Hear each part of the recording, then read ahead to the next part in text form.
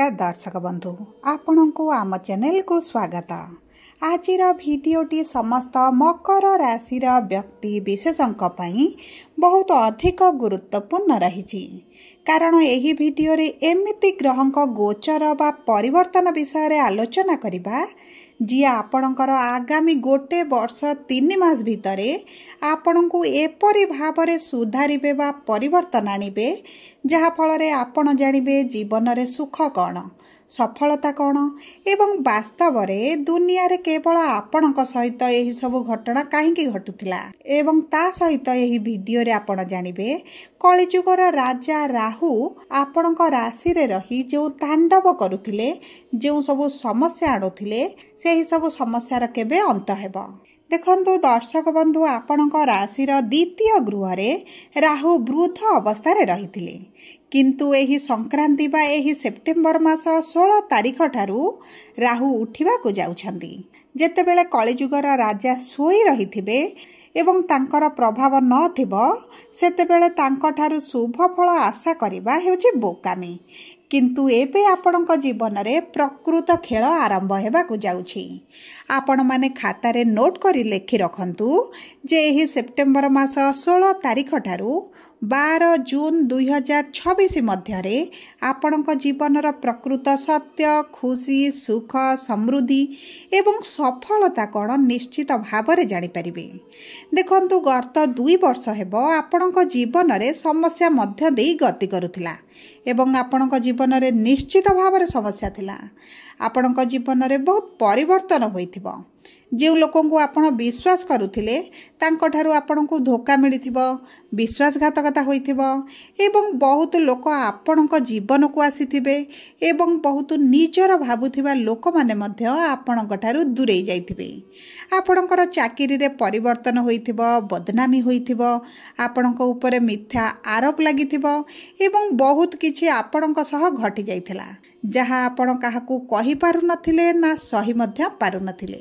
देखंतु एही 2025 मे मास 18 तारिख दिन राहु मीन राशि कुंभ राशि को गोचर करथिले एवं आपणकर तृतीय गृह रु द्वितीय गृह को गोचर करथिले एवं वृद्ध अवस्था रे वक्री स्थिति रे रहिथिले जहा फल रे राहुंकर प्रभाव आपणक राशि रे देखा जाउ नथिला।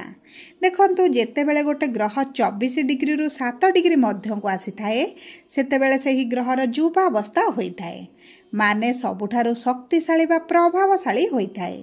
देखंतु आपणकर जो मानसिक चिंता बढ़ी जाइछि जो चिड़चिड़ा स्वभाव होई जाइछि आपण विरक्ति भाव प्रकाश करूछंती एवं आपणक मन को जो नकारात्मक भावना आसुछि सेही सबुर कारण हेउछि राहुंकर वृद्धावस्था आपणकर द्वितीय गृह बा धनर गृह किंतु एही सेप्टेम्बर 16 तारिख ठारू राहु आपणकर द्वितीय गृह माने आपणकर कुंभ राशि रे बा राहुंकर मित्र राशि रे राजनीति करिबा आरंभ करिवे एवं जेतेबेले गोटे ग्रह मित्र राशि रे रुहंती सेतेबेले शुभ फल प्रदान करिथांती किंतु आपणक जीवन रे केउ शुभ फल देबे ताहा विषय रे जानिबा पूर्वरु जदि आपणकर मकर राशि होइथाए एवं आपण भी ईश्वर को आंतरिक भक्ति एवं विश्वास करती तेबे वीडियोटी को लाइक करंतु कमेंट बॉक्स रे जय जगन्नाथ जय मां लक्ष्मी अवश्य लिखि दियंतु।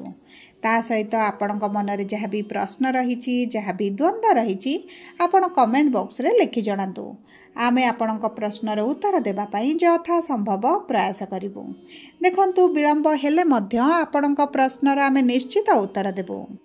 ता सहित आपण आम सह जोगाजोग करबा को चाहुतिले वीडियोर मध्य भाग रे एक व्हाट्सएप नंबर टी दिया जायछि जो नंबर सहायता रे आपण आम सह जोगाजोग करी निजर नूतन कुंडली प्रस्तुत करि परिबे कुंडली विश्लेषण कराई परिबे किंबा आपणकर चाकरी विवाह व्यवसाय प्रेम संपर्क स्वास्थ्य शिक्षा को नहीं किसी समस्या रही ताहले आपण बहुत सहजरे एवं कम मूल्य रे समाधान करि परिबे। तेबे आपण आम सह वीडियोर शेष पर्यंत जोड़ी होई रुहंतु एवं व्हाट्सएप नंबर माध्यम रे आम सह जोगाजोग करंतु।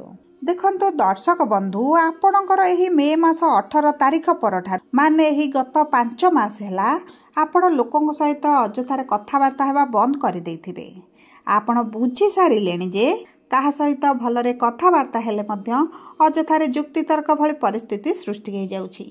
ता सहित एही समय मध्यरे आपणक मुंडरे ତିନୋଟି ଜିନିଷ ସବୁଠାରୁ ଅଧିକ ଭାବରେ ଘୁରି ବୁଲୁଛି। ପ୍ରଥମ ହେଲା ଲୋକଙ୍କ ପାଇଁ ଆପଣ ବହୁତ ଅଧିକ ଭଲ କରିସାରିଲେଣି, ଲୋକଙ୍କର ଶୁଭ ଚିନ୍ତା କରିସାରିଲେଣି, ତାହାର ଫଳ ମଧ୍ୟ ଆପଣ ପାଇସାରିଲେଣି।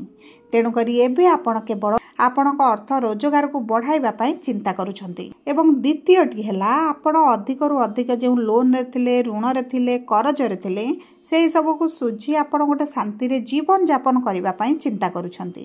ତୃତୀୟଟି ହେଲା ଯେଉଁ ଲୋକମାନେ ଆପଣଙ୍କୁ ହଇରାଣ କରୁଛନ୍ତି, ଆପଣଙ୍କ ଉପରେ ମିଥ୍ୟା ଆରୋପ ଲଗାଇଛନ୍ତି, ସେମାନଙ୍କୁ ତାଙ୍କ ଔକାତ ଦେଖାଇବା ପାଇଁ ମଧ୍ୟ ଆପଣ ଚିନ୍ତା କରୁଛନ୍ତି। ଏବଂ ମନେ ରଖନ୍ତୁ, ଏହିସବୁ ସମସ୍ୟା ଆପଣଙ୍କ ଜୀବନରୁ ଏବେ ଦୂର ହେବାକୁ ଯାଉଛି। ରାହୁ ନିଜର ପ୍ରକୋପ ଦେଖାଇବା ଆରମ୍ଭ କରୁଛନ୍ତି। ଦେଖନ୍ତୁ, ଆପଣଙ୍କ ରାଶି ଅନୁସାରେ ଆପଣ ରାଜା ଥିଲେ ଏବଂ ରାଜା ରହିବେ। ଏହି ସେପ୍ଟେମ୍ବର 15 ତାରିଖ ଠାରୁ ଯେତେବେଳେ ରାହୁ ମଜବୁତ ହେବେ ଆପଣଙ୍କ ଦ୍ୱିତୀୟ ଗୃହରେ ଏବଂ ମିତ୍ର ରାଶିରେ ହେବେ, ସେତେବେଳେ ସର୍ବପ୍ରଥମେ ଆପଣ ନିଜ କାମକୁ କେମିତି ବଢ଼ାଇବେ, ଇନକମ୍ କେମିତି ବଢ଼ାଇବେ, ସେହି ବିଷୟରେ ଚିନ୍ତା କରିବେ ଏବଂ କାମ କରିବା ଆରମ୍ଭ କରିବେ। ତା ସହିତ ଯେଉଁମାନେ ପ୍ରେମ ସମ୍ପର୍କରେ ଥିଲେ ସେମାନଙ୍କର ପ୍ରେମ ବିବାହ ହେବାର ମଧ୍ୟ ସମ୍ଭାବନା ବହୁତ ଅଧିକ ରହିଛି। ପୂର୍ବରୁ ବହୁତ ଗୁଡ଼ିଏ ବାଧା ବିଘ୍ନ ସମସ୍ୟା ଆସୁଥିଲା, ଆପଣଙ୍କ ପରିବାର ଲୋକ ବିରୋଧ କରୁଥିଲେ, କିନ୍ତୁ ଦେଖନ୍ତୁ ସବୁ ପରେ ମଧ୍ୟ ଆପଣଙ୍କ ବିବାହ ହେବାର ବହୁତ ଅଧିକ ସମ୍ଭାବନାଟି ବଢ଼ିଯାଉଛି। କିନ୍ତୁ ଆପଣଙ୍କ କୁଣ୍ଡଳୀରେ ପ୍ରେମ ବିବାହର ଯୋଗ ରହିବା ନିହାତି ଭାବରେ ଆବଶ୍ୟକ। ତେଣୁକରି ଆପଣ କୁଣ୍ଡଳୀ ବିଶ୍ଳେଷଣ କରାଇ ଜାଣି ରଖନ୍ତୁ ଯେ ଆପଣଙ୍କର ପ୍ରେମ ବିବାହର ଯୋଗ ଅଛି ବା ନାହିଁ ବୋଲି। ତା ସହିତ ଆପଣଙ୍କର ଦ୍ୱିତୀୟ ଗୃହର ରାହୁ ଆପଣଙ୍କର ଧନ ସଞ୍ଚୟ କରିବାରେ ଆପଣଙ୍କୁ ବହୁତ ଅଧିକ ସାହାଯ୍ୟ କରିବେ। ଏହି ସମୟ ମଧ୍ୟରେ ଆପଣ ଖର୍ଚ୍ଚ କମ୍ କରିବା ଆରମ୍ଭ କରିବେ। ତା ସହିତ ଦେଖନ୍ତୁ, ରାହୁଙ୍କର ଦୃଷ୍ଟି ଆପଣଙ୍କର ଦଶମ ଭାବକୁ ରହୁଛି, ମାନେ ଆପଣଙ୍କର କର୍ମକ୍ଷେତ୍ରକୁ ରହୁଛି। ତେଣୁକରି ଆପଣ ବୁଝିଯିବେ ଯେ ଆଜିକାଲି ଟ୍ୟାଲେଣ୍ଟ ବା ନଲେଜର କୌଣସି ମହତ୍ତ୍ୱ ନାହିଁ। ଲୋକମାନେ ଧନ ଏବଂ ପାୱାରକୁ ଏବେ ଅଧିକ ପ୍ରାୟୋରିଟି ଦେଉଛନ୍ତି ଏବଂ ଧନ ପାୱାରକୁ ଅଧିକ ପୂଜା କରୁଛନ୍ତି। ସେଥିପାଇଁ ଆପଣଙ୍କର କାମକୁ ନେଇ ଆପଣ ବହୁତ ଅଧିକ ସିରିୟସ୍ ହେଇଯିବେ। ଆପଣଙ୍କୁ ଚତୁଃପାର୍ଶ୍ୱରୁ ଧନ ମିଳିବା ଆରମ୍ଭ ହୋଇଯିବ। ନୂତନ ଚାକିରି ଏବଂ ନୂତନ ବ୍ୟବସାୟ ଯଦି ଆରମ୍ଭ କରିବାକୁ ଚାହୁଁଥିଲେ, ସେଥିପାଇଁ ମଧ୍ୟ ପ୍ରବଳ ଯୋଗ ବନୁଛି। ତା ସହିତ ଦେଖନ୍ତୁ, ଆପଣଙ୍କ ପୈତୃକ ସମ୍ପତ୍ତିକୁ ନେଇ କିଛି ବିବାଦ ହୋଇପାରେ, କିନ୍ତୁ ଆପଣ ନିଜ ଅଧିକାର ପାଇଁ ଲଢ଼ିବା ଆରମ୍ଭ କରିବେ। ଆପଣ ଆପଣଙ୍କ ଅଧିକାର ପାଇଁ ଉତ୍ତର ଦେବା ଆରମ୍ଭ କରିବେ। ଏବଂ ଦେଖନ୍ତୁ, କିଛି ମକର ରାଶିର ବ୍ୟକ୍ତିମାନେ କୌଣସି ଏକ ସମ୍ପର୍କରେ ଫସି ଯାଇଥିଲେ ଏବଂ ସେଥିରୁ ମୁକୁଳି ପାରୁନଥିଲେ, ସେମାନେ ଏବେ ଏହି ସମୟ ମଧ୍ୟରେ ସେହି ସମ୍ପର୍କରୁ ମୁକୁଳି ଯିବେ। ଆପଣ ଏବେ ଗୋଟେ ମୁକ୍ତ ବା ଇଣ୍ଡିପେଣ୍ଡେଣ୍ଟ ହେଇ ଆପଣ ବଞ୍ଚିବା ପାଇଁ ଆରମ୍ଭ କରୁଛନ୍ତି।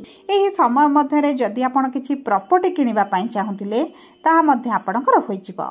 ତା ସହିତ ବହୁତ ବଡ଼ ବଡ଼ ଲୋକଙ୍କ ସହିତ ଆପଣଙ୍କର ଯୋଗାଯୋଗ ବଢ଼ିବ, ସମ୍ପର୍କ ବଢ଼ିବ। ନେତା ମନ୍ତ୍ରୀଙ୍କ ସହିତ ମଧ୍ୟ ଆପଣଙ୍କର ସମ୍ପର୍କ ବଢ଼ିପାରେ।